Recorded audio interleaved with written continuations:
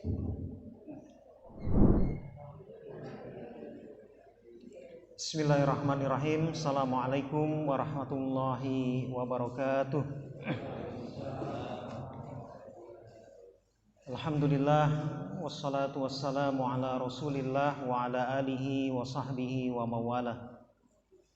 Wala hawla wala quwwata illa billah. Asyhadu an la ilaha illallah wahdahu la syarikalah, wa asyhadu anna Muhammadan abduhu wa rasuluh alladzi la nabiyya wa la rasula ba'dah. Allahumma shalli ala Muhammad wa ala alihi wa sahbihi ajma'in, amma ba'd. Bapak-bapak, ibu-ibu serta saudara sekalian, jamaah Masjid Al-Mahdi Muhammadiyah yang dimuliakan Allah Subhanahu wa taala.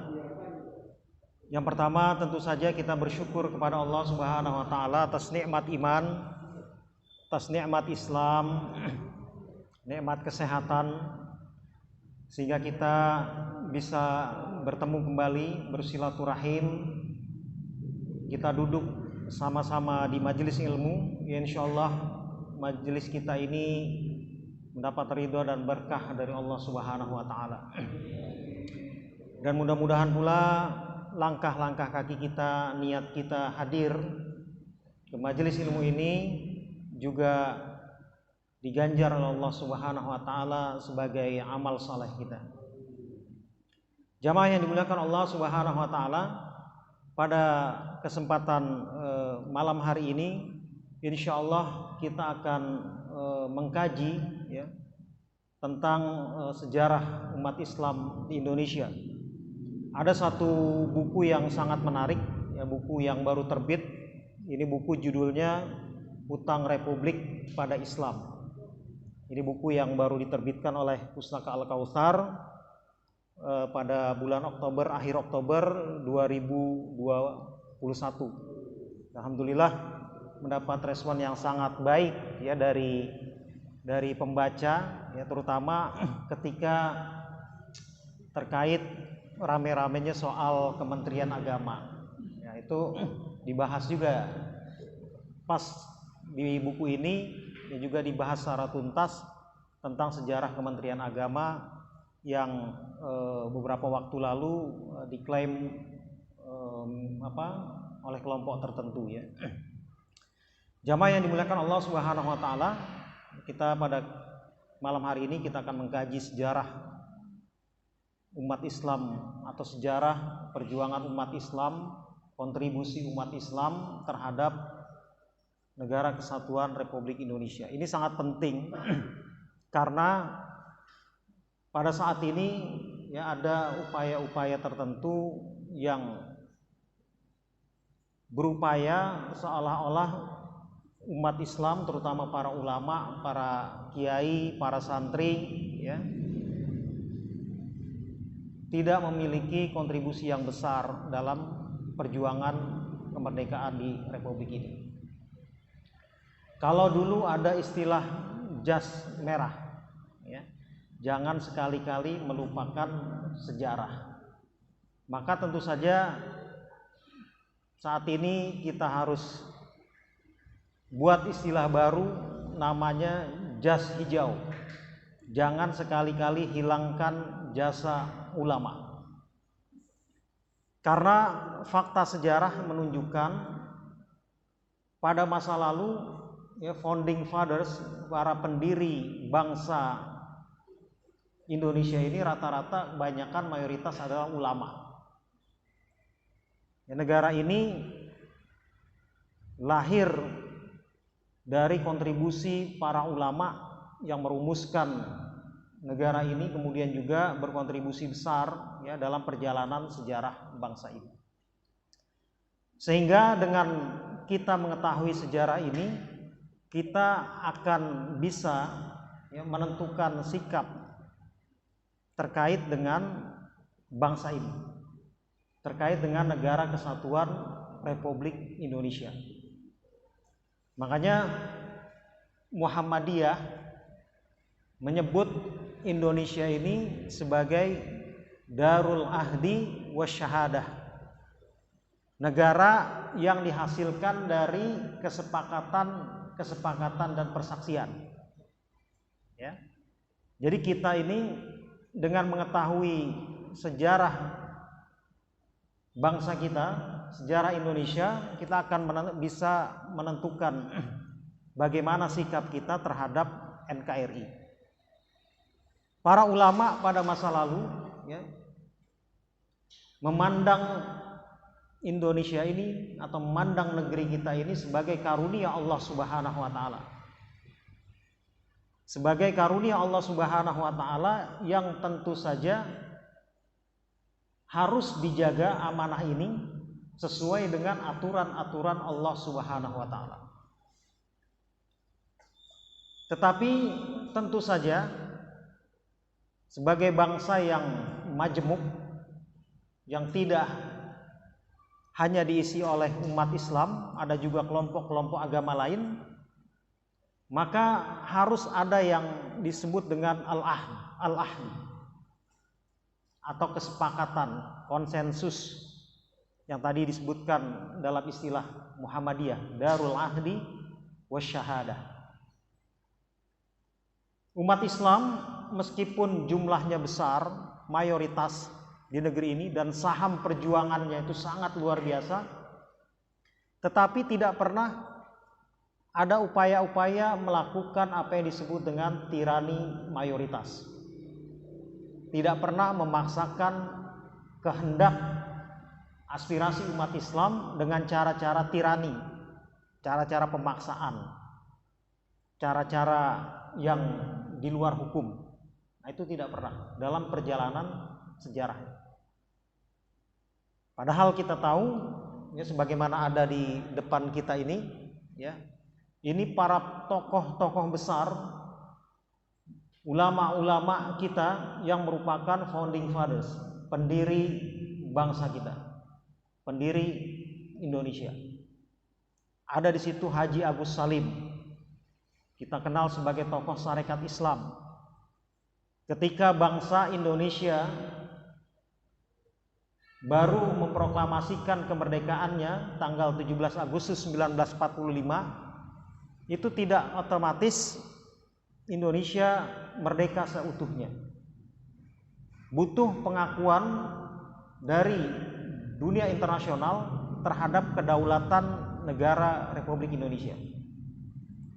Nah, tahun 1947 Haji Agus Salim, kemudian A.R. Baswedan, Abdurrahman Baswedan, kakeknya Gubernur DKI Anies Baswedan, kemudian Haji Muhammad Rashidi, itu Menteri Agama pertama Republik Indonesia, berkeliling ke Timur Tengah untuk mencari dukungan bagi kedaulatan Republik Indonesia yang baru saja diproklamasikan. Bahkan mereka selama 3 bulan melakukan lobby agar negara kita ini diakui kedaulatannya oleh dunia internasional. Dan Mesir menjadi negara yang pertama kali mengakui kedaulatan Republik Indonesia. Kemudian ada di situ foto Haji Omar Said Cokro Aminoto, pemimpin besar Sarekat Islam. Sarekat Islam ini organisasi yang pada masa lalu masanya paling besar di Indonesia, atau dulu namanya Hindia Belanda atau Hindia Timur. Kalau orang Arab menyebutnya Asyarqul Aqsa, Timur Jauh. Kalau istilah Belanda disebutnya Hindia Belanda. Nah, Haji Omar Said Cokro Aminoto ini pemimpin besar Sarekat Islam, masanya tuh luar biasa, organisasi terbesar pada masa itu. Bahkan Haji Omar Said Cokro Aminoto ini dijuluki sebagai Raja Jawa tanpa mahkota, karena begitu besar pengikutnya dan begitu besar masanya. Setiap Haji Cokro Aminoto berkunjung ke daerah, ribuan massa berbondong-bondong datang untuk mendengarkan pidato beliau. Ya, Haji Omar Said Cokro Aminoto yang berkawan dekat dengan Kiai Haji Ahmad Dahlan, pendiri Persyarikatan Muhammadiyah. Kemudian ada lagi Hadratus Syekh Kiai Haji Hasyim Asy'ari di gambar slide ini, pendiri Nahdlatul Ulama, tokoh yang mengeluarkan resolusi jihad atau fatwa jihad pada tanggal 22 Oktober 1945. Jadi ketika Indonesia diproklamasikan, sebagaimana tadi saya sampaikan, masih belum seutuhnya merdeka. Ada upaya-upaya untuk kembali melakukan agresi militer untuk menjajah kembali negeri kita. Dan tidak hanya Belanda ketika itu, ada Inggris, ada Perancis, ya, yang mereka kita sebut dengan tentara sekutu, pasukan sekutu. 22 Oktober 1945, Hadratus Syekh Kiai Haji Hasyim Asy'ari mengeluarkan resolusi jihad agar umat Islam, terutama ketika itu warga Nahdiyin, warga Nahdlatul Ulama, wajib berjihad fisabilillah. Mereka yang tinggal dalam radius 94 km wajib berjihad fisabilillah mempertahankan negeri kita dari agresi militer pasukan sekutu ketika itu.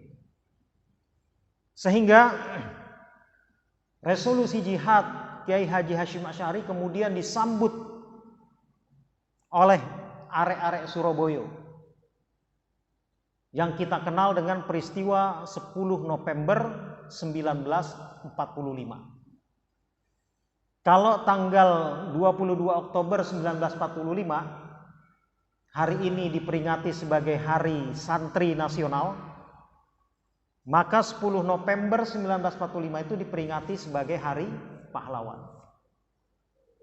Setelah Kiai Haji Hasyim Asy'ari mengeluarkan resolusi jihad, berbondong-bondong para pemuda muslim yang tidak hanya ada di sekitar Surabaya, tetapi di wilayah-wilayah lain dari Madura, ya, dari Sidoarjo, dari Mojokerto, dari Madiun, dari Nganjuk, semua berkumpul datang ke Surabaya untuk mempertahankan kota Surabaya ketika itu yang akan diagresi oleh pasukan sekutu.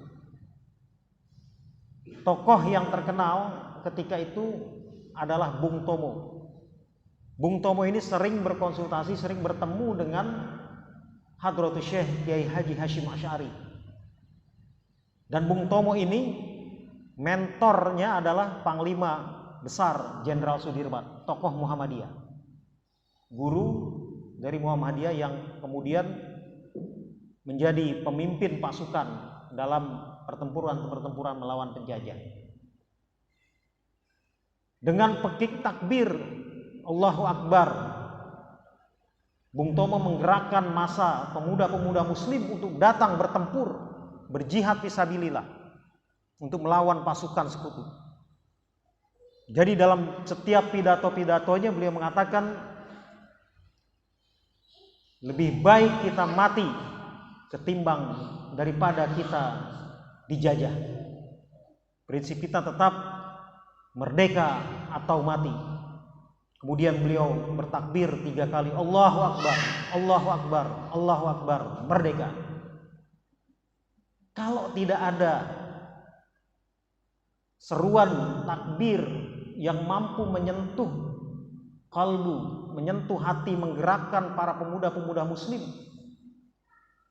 tentu saja kekuatan umat Islam ketika itu tidak sebesar apa yang kita saksikan atau apa yang kita baca dalam sejarah. Motivasi iman melalui seruan takbir dari Bung Tomo inilah yang mampu menggerakkan para pemuda di Surabaya dan sekitarnya untuk mengusir penjajah ketika itu. Kemudian ada lagi Allahyarham Dr. Muhammad Nasir, pemimpin besar Partai Masyumi, pendiri Dewan Dakwah Islamiyah Indonesia. Muhammad Nasir ini terkenal sebagai Bapak NKRI atau Bapak Negara Kesatuan Republik Indonesia. Jadi NKRI itu pendirinya ulama. Kalau hari ini ada kelompok-kelompok yang tidak suka dengan gerakan Islam, dengan kelompok Islam, ya harusnya mereka sadar bahwa yang mencetuskan ide negara kesatuan Republik Indonesia adalah ulama, tokoh Islam Muhammad Nasir. Hari ini kita menyaksikan bagaimana Islam dibenturkan seolah-olah umat Islam di Indonesia tidak cinta NKRI. Umat Islam di Indonesia intoleransi. Umat Islam Indonesia radikal, fundamentalis, dan sebagainya. Dibenturkan umat Islam dengan isu-isu seperti itu. Seolah-olah umat Islam ini tidak mencintai negeri ini. Padahal saya yakin,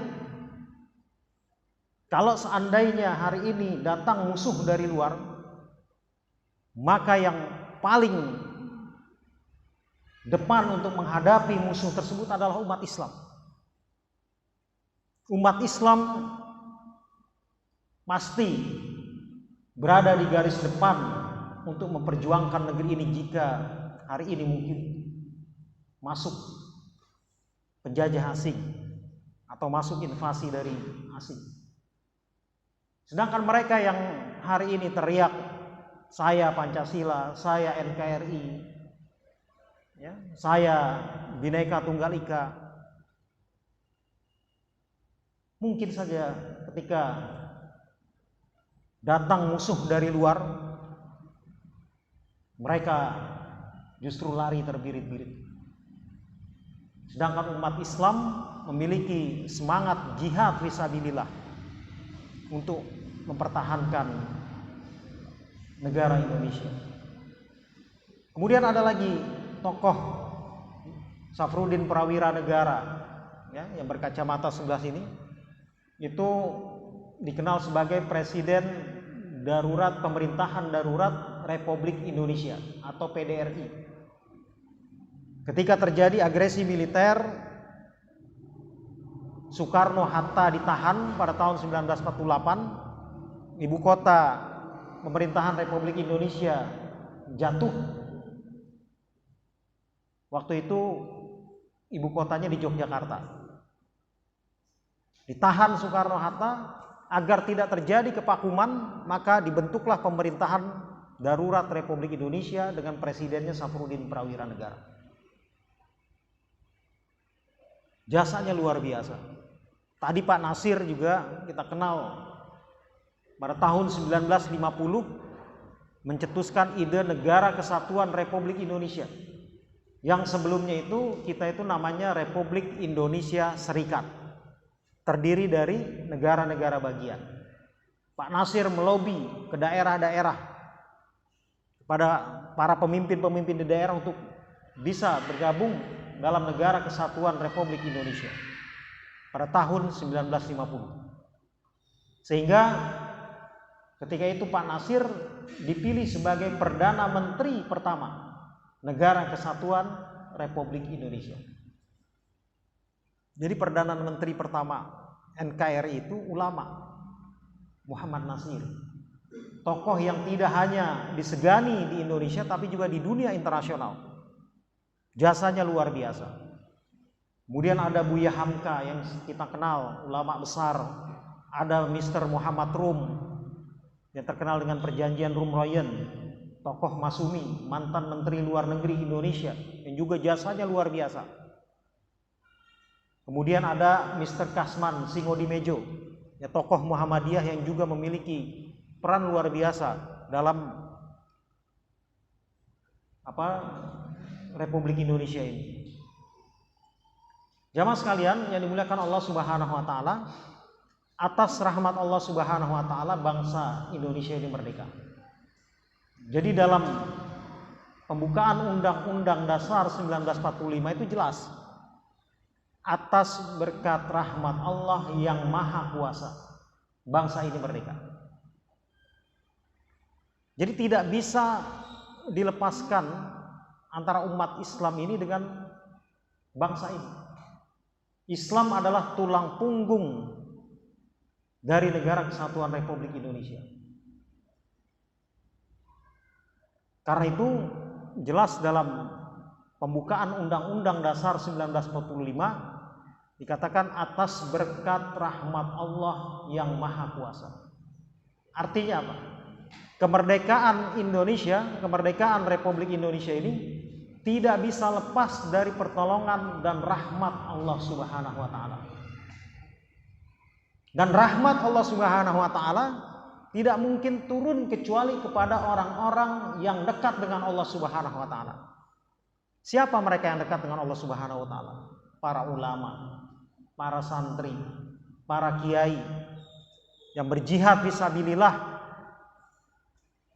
agar bangsa ini merdeka dari penjajahan. Nah, sebelum memproklamirkan kemerdekaan Republik Indonesia, Soekarno bermusyawarah dengan Kiai Haji Hasyim Asy'ari, tokoh Nahdlatul Ulama, dan Kiai Haji Abdul Mu'ti dari Muhammadiyah.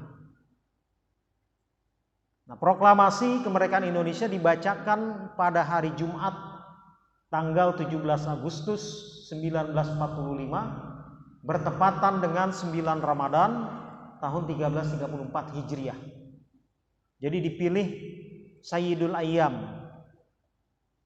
hari yang mulia, yaitu hari Jumat pada bulan Ramadan. Indonesia memproklamasikan kemerdekaannya. Indonesia memproklamasikan kemerdekaan. Nah, ini tentu saya pikir ada kontribusi para ulama dalam mendorong agar diproklamasikannya kemerdekaan Republik Indonesia. Kemudian setelah itu para tokoh Islam keliling ke Timur Tengah untuk meminta dukungan bagi kemerdekaan Indonesia. Saya tadi sebut ada Haji Agus Salim, ada A.R. Baswedan, ada Haji Muhammad Rashidi, berkeliling meminta dukungan sehingga Mesir menjadi negara yang pertama mengakui kedaulatan Indonesia, kemudian Palestina dan lain sebagainya. Ini perjuangan real dari para tokoh-tokoh kita dalam kemerdekaan Republik Indonesia. Ini pernyataan Muhammad Nasir. Dia mengatakan pergerakan Islamlah yang lebih dulu membuka jalan medan politik kemerdekaan di tanah ini, yang mula-mula menanam bibit persatuan Indonesia, yang menyingkirkan sifat kepulauan dan keprovinsian, yang mula-mula menanam persaudaraan dengan kaum yang sama senasib di luar batas Indonesia dengan tali keislaman. Jadi menurut Muhammad Nasir, pergerakan Islamlah yang lebih dulu membuka jalan medan politik kemerdekaan. Kalau dulu ada organisasi-organisasi kebangsaan yang coraknya hanya mementingkan kepentingan nasional, kedaerahan, ya, mementingkan bercorak kedaerahan, seperti Budi Utomo misalnya, pada awal berdirinya itu coraknya kedaerahan, primordial, hanya untuk kaum Jawa dan Madura ketika itu. Bahkan organisasi-organisasi pemuda ketika itu coraknya masih dalam bentuk kedaerahan. Ada Yong Java atau pemuda Jawa, ada Yong Ambon, pemuda Ambon, Yong Celebes, pemuda Celebes atau Sulawesi, ya. Kemudian Yong Batak, pemuda Batak, masih sifatnya primordial, kedaerahan. Tetapi umat Islam pada masa itu membuat satu organisasi yang sifatnya nasional, memperjuangkan kepentingan Islam dan kepentingan nasional. Berdirilah satu organisasi yang namanya Young Islamiten Bond, Perhimpunan Pemuda Islam. Di antara tokoh-tokohnya itu ada Muhammad Nasir, ada Muhammad Rum, ada Mr. Kasman, Singodimejo dan lain sebagainya. Bahkan jauh sebelum itu berdiri Sarekat Dagang Islam pada tahun 1905 yang berjuang tidak hanya bagi kepentingan umat Islam tetapi juga bagi kepentingan nasional secara umum.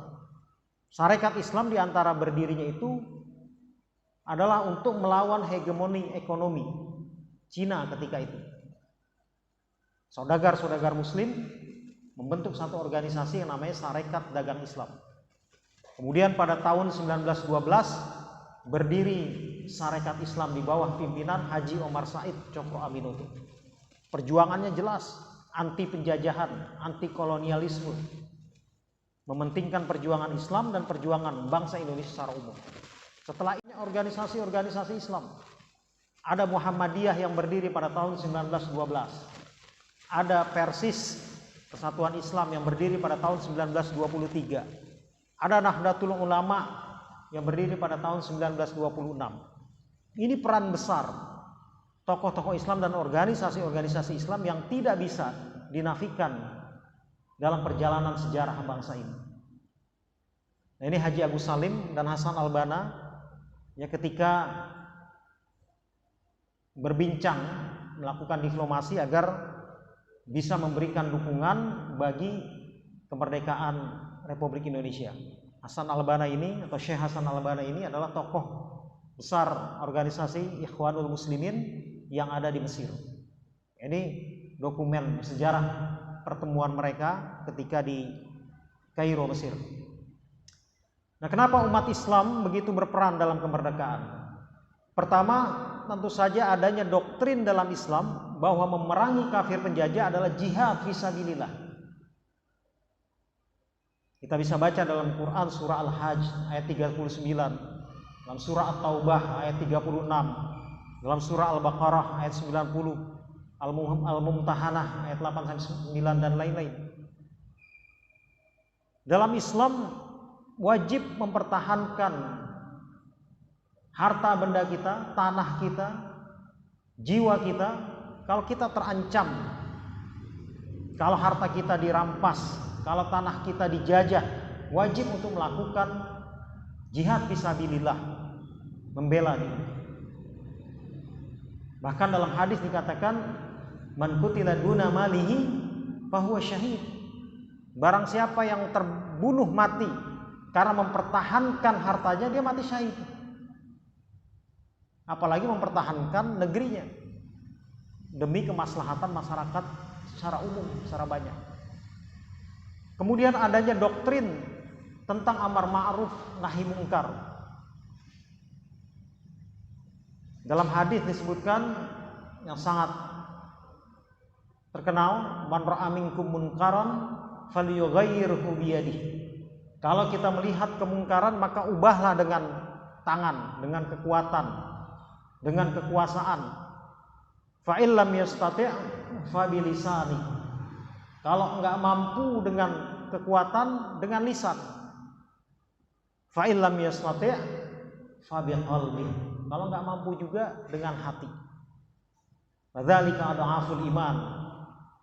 Kalau dengan berdoa saja, dengan hati saja, kata Rasulullah, itu selemah-lemahnya iman. Tetapi esensi dari hadis ini adalah bahwa melihat kemungkaran itu tidak boleh diam. Kita harus mengubah itu dengan kekuatan atau dengan lisan, atau kita memohon berdoa kepada Allah Subhanahu wa taala agar kemungkaran, agar kezaliman itu bisa hilang atau bisa disingkirkan. Kemudian ini fakta sejarah perjuangan umat Islam. Kenapa umat Islam dalam perjuangannya di konstituante itu DPR kalau sekarang, Majelis Konstituante, dari tahun 1956 sampai tahun 1959, berjuang umat Islam ketika itu. Di antara aspirasi umat Islam, pertama, mereka menginginkan Islam sebagai dasar negara. Itu kompak. NU, Masumi, ya, itu kompak menginginkan Islam sebagai dasar negara. Dan ide Islam sebagai dasar negara ini bukan ide kriminal, karena disampaikan dalam forum yang resmi, forum yang legal konstitusional.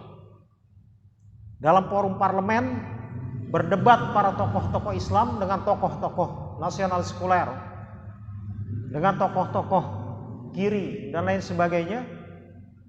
Tokoh-tokoh Islam ketika itu menginginkan Islam sebagai dasar negara, bukan tanpa alasan. Tentu saja melihat fakta bahwa yang pertama, umat Islam di negeri ini jumlahnya mayoritas.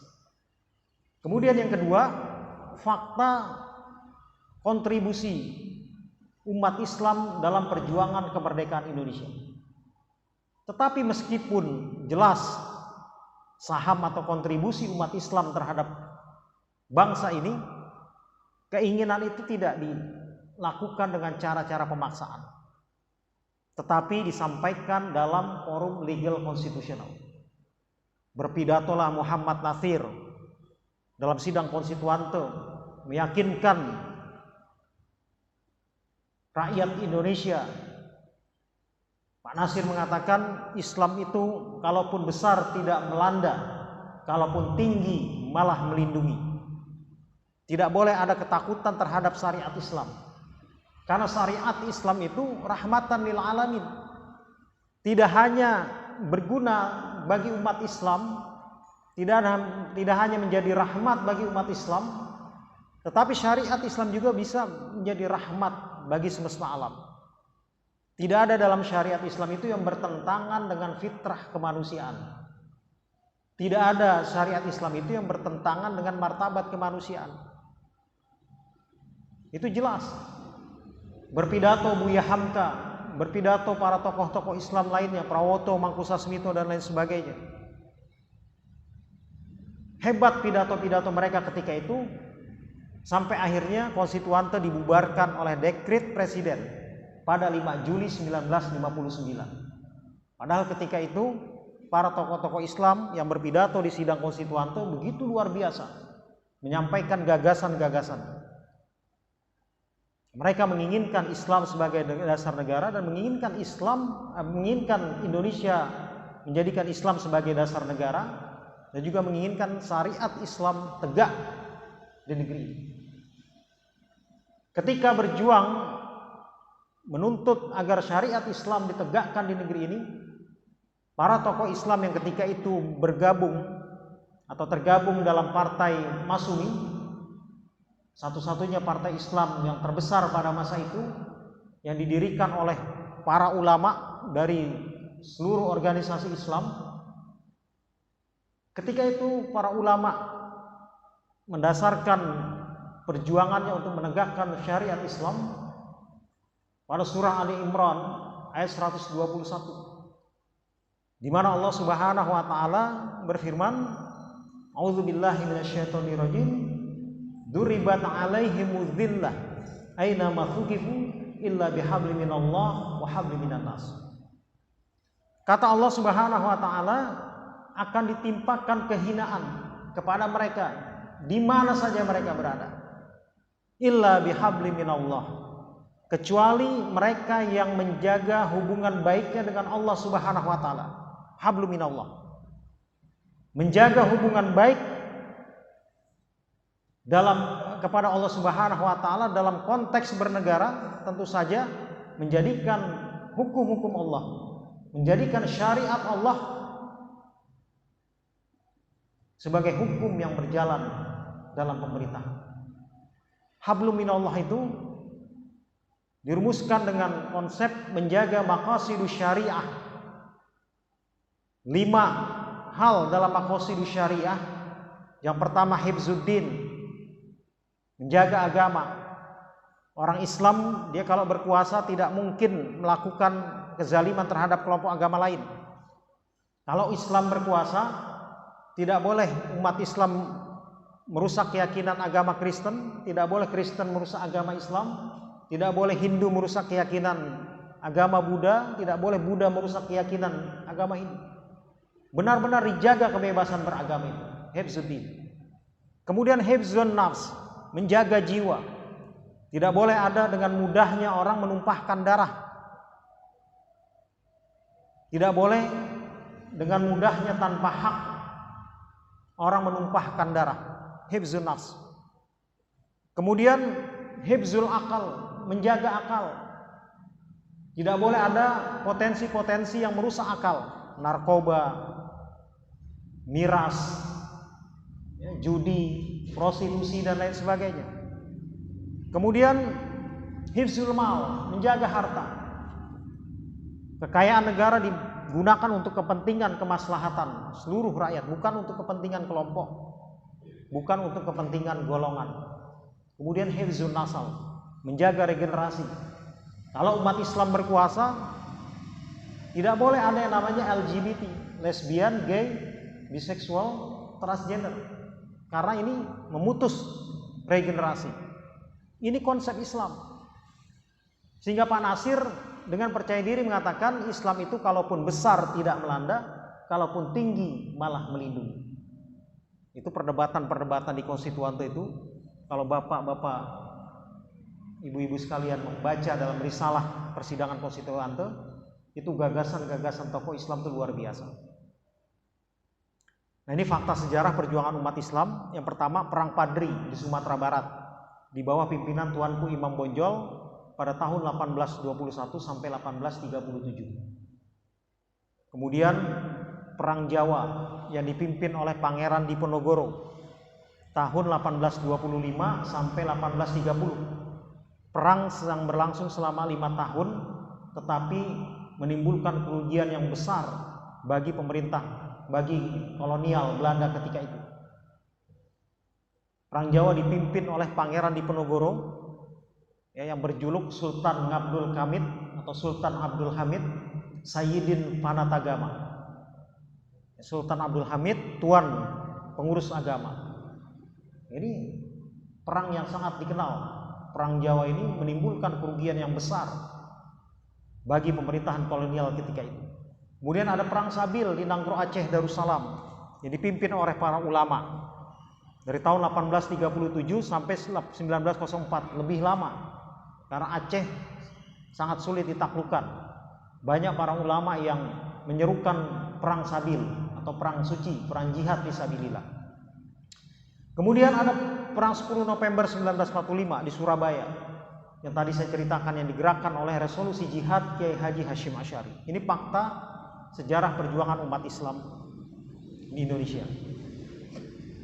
Kemudian masih terkait dengan fakta sejarah kemerdekaan atau sejarah perjuangan umat Islam, sebelum kemerdekaan umat Islam aktif mendirikan organisasi-organisasi yang bersifat nasional demi kepentingan Islam dan demi kepentingan bangsa secara luas. Seperti mendirikan Sarekat Dagang Islam, mendirikan Sarekat Islam, mendirikan Young Islamitan Bond atau Perhimpunan Pemuda Islam, mendirikan Muhammadiyah, mendirikan Persis, mendirikan Al-Irsyad, Nahdlatul Ulama, Al-Wasliyah, dan lain sebagainya. Ini sebelum kemerdekaan. Muhammadiyah jelas kontribusinya luar biasa. Ketika marak sekolah-sekolah yang bercorak netral agama, ya, maka berdirilah Persyarikatan yang sampai hari ini lembaga-lembaga pendidikan itu tersebar hampir di seluruh Indonesia, bahkan di seluruh Indonesia. Asetnya luar biasa, bergerak di bidang pendidikan, kemudian bergerak di bidang kesehatan. Ini yang dilakukan oleh organisasi-organisasi Islam. Nah, corak organisasi Islam saat itu adalah anti penjajahan, tidak berhubungan dengan penjajah, mandiri secara ekonomi, dan berjuang untuk Islam dan bangsa Indonesia. Kemudian ada satu fase sejarah lagi di mana ditandatanganinya Piagam Jakarta pada 22 Juni 1945. Piagam Jakarta ini disebut sebagai perjanjian luhur, gentleman agreement, di mana menjadi tonggak awal bagi penegakan syariat Islam. 22 Juni 1945, tokoh-tokoh pendiri bangsa, baik dari kalangan Islam maupun dari kalangan sekuler, berkumpul yang disebut dengan Tim 9. Bertukar pikiran, bertukar gagasan, berdebat, memeras otak, merumuskan satu konsep, kemudian disepakatilah apa yang disebut dengan Piagam Jakarta. 22 Juni 1945. Di antara isi Piagam Jakarta itu adalah negara berdasarkan ketuhanan dengan kewajiban menjalankan syariat Islam bagi pemeluk-pemeluknya. Inilah yang disebut dengan tonggak awal penegakan syariat Islam di Indonesia. Sehingga Soekarno ketika itu mengatakan di hadapan para tokoh-tokoh yang hadir dalam tim 9 itu, tolong tuan-tuan terima Piagam Jakarta ini karena dihasilkan dari peras otak, tukar pikiran, tukar ide gagasan. Ini konsensus yang harus sepakati. Nah, dalam sidang BPUPKI yang terdiri dari berbagai tokoh baik Islam ataupun nasionalis, itulah disepakati perjanjian luhur atau gentleman agreement yang disebut dengan Piagam Jakarta atau Jakarta Charter pada tanggal 22 Juni 1945. Nah, Piagam Jakarta ini menjadi preambul atau mukaddimah Undang-Undang Dasar 45. Isi Piagam Jakarta, negara Republik Indonesia yang berkedaulatan rakyat dengan berdasarkan pada ketuhanan, dengan kewajiban menjalankan syariat Islam bagi pemeluk-pemeluknya. Nanti 7 kata dalam Piagam Jakarta ini, tanggal 18 Agustus 1945, sehari setelah kemerdekaan Republik Indonesia dihapuskan. Dihapuskannya dalam peristiwa yang sangat singkat, cuma hitungan menit, melalui, kalau bahasanya tokoh Masumi, Prawoto Mangkusasmito, beliau mengatakan Piagam Jakarta yang dihasilkan dari peras otak, bertukar gagasan, dihapuskan hanya dalam hitungan menit oleh 4 gulipat politik. Artinya ada persekongkolan politik yang kemudian menghapuskan Piagam Jakarta. Nah, ini isi Piagam Jakarta ya, bisa dilihat. Kemudian ada tulisan di situ, atas berkat rahmat Allah yang Maha Kuasa dan seterusnya. Negara berdasarkan kepada ketuhanan dengan kewajiban menjalankan syariat Islam bagi pemeluk-pemeluknya. Sehingga Pak Nasir ketika itu mengatakan 17 Agustus 1945, ketika diproklamasikannya kemerdekaan Republik Indonesia, umat Islam bertakbir, bertahmid, bertahlil, bergembira, bersyukur dengan kemerdekaan, dengan proklamasi kemerdekaan Republik Indonesia. Tetapi sehari setelah itu, 18 Agustus 1945, umat Islam beristighfar. Inilah petaka sejarah bagi umat Islam Indonesia ketika itu, di mana konsensus, di mana kesepakatan luhur Piagam Jakarta dihapuskan pada tanggal 18 Agustus 1945. Sehingga umat Islam menyebut ini sebagai petaka sejarah, petaka politik, di mana kekuatan tertentu menelikung kesepakatan ini yang kemudian Piagam Jakarta itu dihapuskan. Nah, para perumus Piagam Jakarta pada tanggal 22 Juni 1945 itu ada Soekarno mewakili kalangan nasionalis sekular, kemudian ada Muhammad Hatta, kemudian ada Mr. Muhammad Yamin, ada Maramis dari kelompok Kristen, ada Mr. Ahmad Subarjo, kemudian ada Haji Agus Salim, ada Mr. Abi Kusno Cokrosioso, kemudian ada Kiai Haji Abdul Kahar Muzakir, ya, tokoh Muhammadiyah, ya, Profesor Abdul Kahar Muzakir. Kemudian ada Kiai Haji Abdul Wahid Hasim, anaknya dari Hadratus Syekh Kiai Haji Hashim Asy'ari, ayahnya Gus Dur, ayahnya Abdurrahman Wahid. Ini tim 9 inilah yang merumuskan Piagam Jakarta. Kemudian ini tim 9 ya, perumus Piagam Jakarta pada tanggal 22 Juni 1945. Soekarno mengatakan naskah Piagam, anak kalimat yaitu 7 kata Piagam Jakarta merupakan kompromi antara golongan Islam dan golongan kebangsaan yang didapat dengan susah payah. Saya katakan tadi Soekarno sampai menangis di depan para tokoh, tolong tuan-tuan terima kesepakatan ini. Sehingga ketika dihapuskan 18 Agustus 1945, Soekarno tuh seperti segan dengan para tokoh Islam sehingga tidak terlibat dalam hal itu. Bahkan ketika dekret 5 Juli 1945, ketika Soekarno mengeluarkan dekret 5 Juli 1959, ya, ketika dekret dikeluarkan oleh Soekarno pada tanggal 5 Juli 1959, di antara klausulnya itu berbunyi, Piagam Jakarta adalah bagian dari atau rangkaian kesatuan dari Undang-Undang Dasar 1945 dan menjiwai Undang-Undang Dasar 1945. Itu kata Soekarno dalam dekret 5 Juli tahun 1959 ketika konstituante itu dibubarkan. Kemudian Muhammad Yamin mengatakan Piagam Jakarta berisi garis-garis pemberontakan melawan imperialisme, kapitalisme, dan fasisme, serta memuat dasar pembentukan negara Republik Indonesia yang lebih tua dari berbagai piagam atau perjanjian di dunia. Nah, ini pernyataan dari Muhammad Yamin yang memuji Piagam Jakarta. Kemudian ini pernyataan Prawoto Mangkusasmito yang juga menyatakan bahwa Piagam Jakarta adalah rumusan Pancasila yang pertama, yang kemudian dikenal dengan Piagam Jakarta atau Jakarta Charter. Nah, ini rumusan Pancasila dalam Piagam Jakarta. Sebelum rumusan yang sekarang, ya, inilah rumusan Pancasila dalam Piagam Jakarta. Yang pertama, ketuhanan dengan kewajiban menjalankan syariat Islam bagi pemeluk-pemeluknya. Diganti dengan apa? Ketuhanan yang Maha Esa. Salah satu tokoh Islam yang keras mempertahankan agar Piagam Jakarta ini tidak dihapuskan adalah Ki Bagus Hadikusumo. Ki Bagus Hadikusumo itu ketika itu sebagai ketua pimpinan pusat Muhammadiyah. Tokoh yang keras teguh mempertahankan agar 7 kata dalam Piagam Jakarta itu tidak dihapuskan. Tetapi qadarullah, akhirnya Piagam Jakarta, 7 kata dalam Piagam Jakarta dihapuskan, diganti dengan ketuhanan yang Maha Esa. Ki Bagus Hadikusumo ketika itu menerima ketuhanan yang Maha Esa, karena menurut beliau ketuhanan yang Maha Esa itu adalah juga konsep Islam. Ini rumusannya, ketuhanan dan kewajiban menjalankan syariat Islam bagi pemeluknya, kemudian sampai seterusnya. Dan kalau kita perhatikan rumusan-rumusan Pancasila itu tentu saja banyak mengadopsi istilah-istilah Islam. Ada istilah adil. Adil ini kan istilah Islam.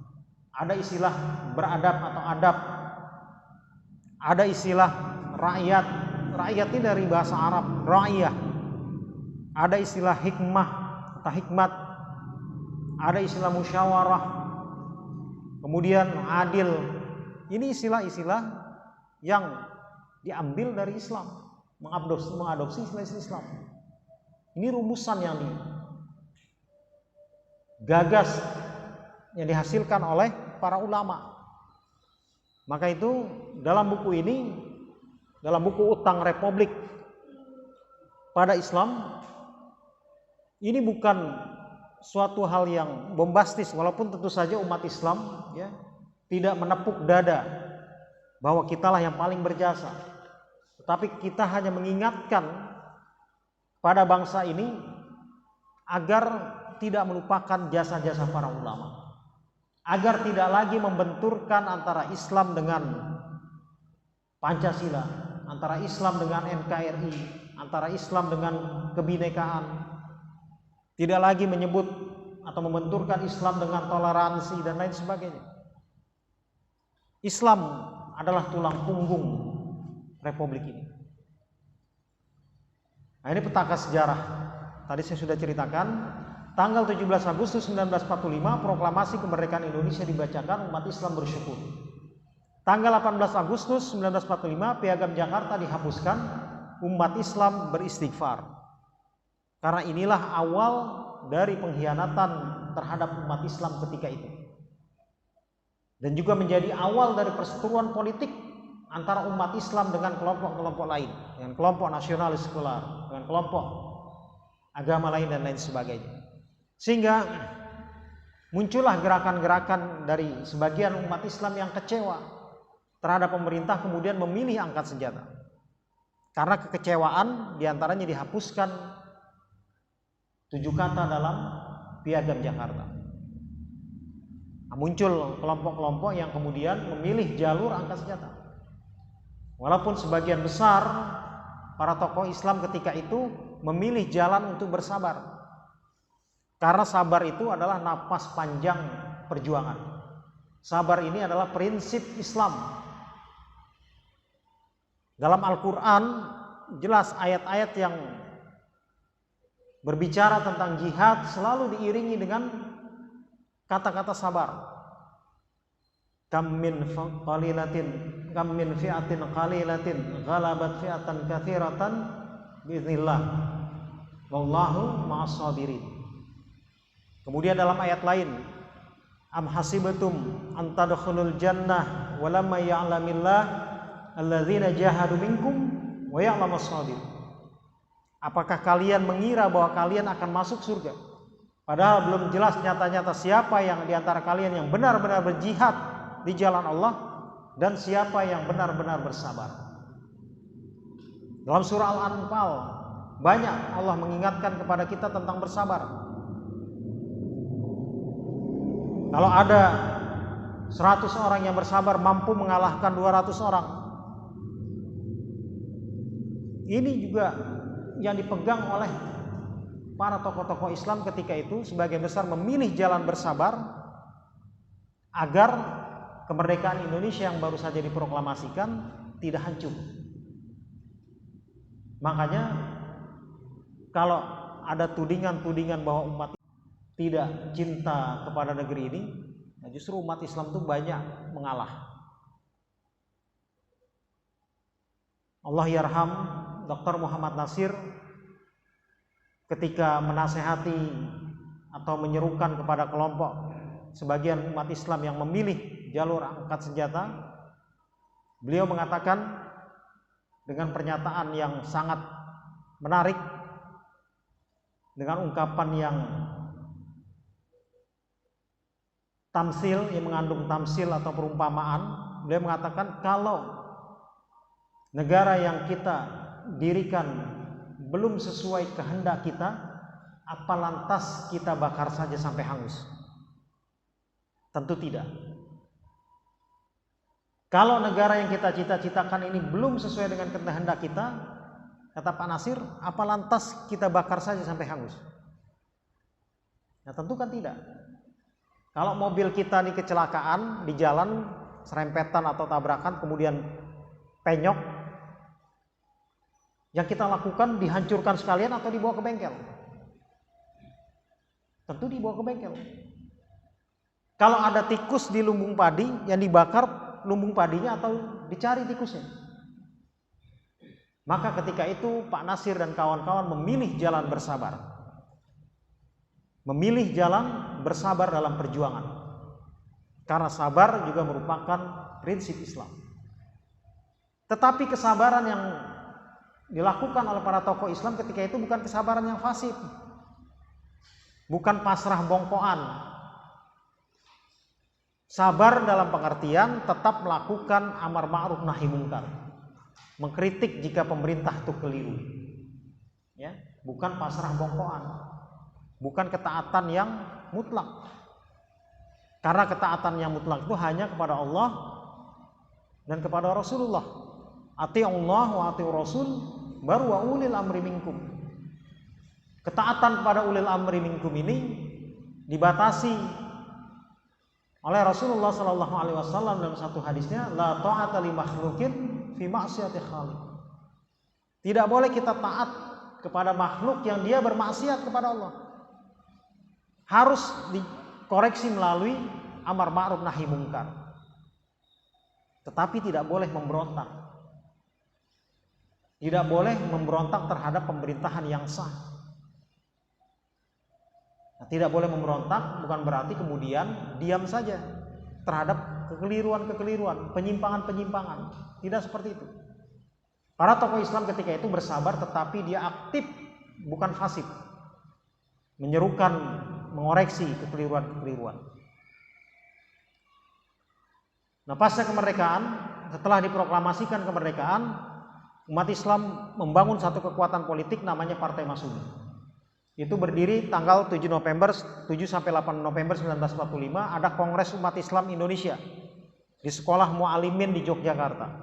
Berkumpul para tokoh Islam dari berbagai organisasi. Ada Muhammad Nasir, ada Kartosuwiryo juga ikut berkumpul ketika itu.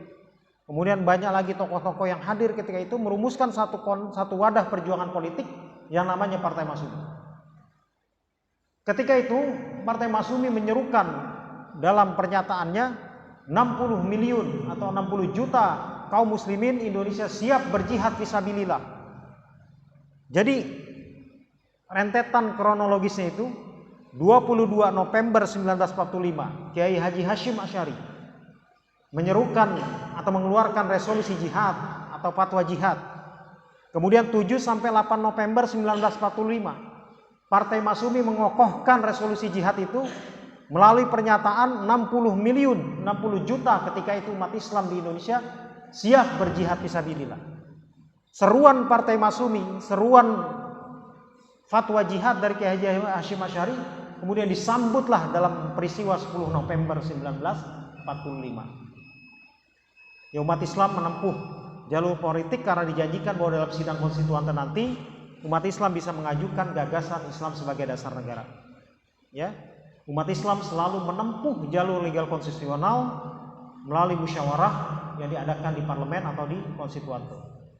Nah, ini tadi saya sudah sampaikan. Nah, ini isi resolusi jihad.